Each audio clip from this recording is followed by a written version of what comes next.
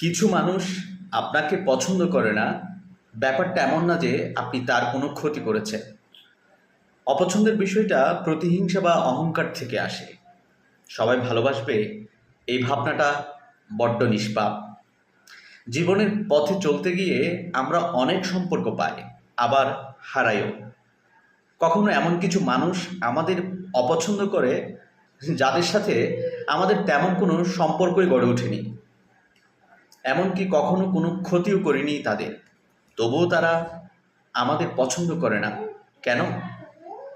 কারণ অনেক সময় মানুষ অপছন্দ করে ঈর্ষা থেকে, নিজের ব্যর্থতার দায় অন্যের কাঁধে চাপাতে গিয়ে, অথবা নিছক অহংকার থেকে। অনেক সময় তারা নিজের মনের ভেতর একটা প্রতিযোগিতা তৈরি করে নেয়, যেখানে আমরাও প্রতিযোগী, যদিও আমরা জানি না সেই প্রতিযোগিতা কখন শুরু হয়েছে।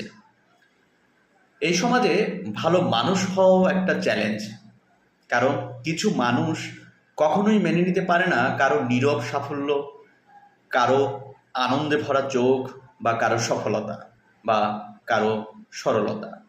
তারা অপছন্দ করে দূরে সরে যায়, এমনকি ভুল ব্যাখ্যা দেয় আমাদের উপস্থিতি। কিন্তু তাতে কি আমরা কি থেমে যাব? না, আমাদের নিজের পথেই চলতে হবে, কারণ আমাদের কাছে প্রমাণ করার কিছু নেই। আমরা জানি আমরা কারো ক্ষতি করিনি, আমরা জানি আমরা কারো প্রতিযোগী নই। নিজের সীমার মধ্যে নিজের ভালো থাকার যুদ্ধটাই আমাদের একমাত্র লড়াই। তাই অপছন্দের ভয় না পেয়ে নিজের সততা, আবেগ আর ভালোবাসাকে আঁকড়ে ধরে এগিয়ে চলাই শ্রেষ্ঠ উত্তর। সবাই ভালো থাকুন।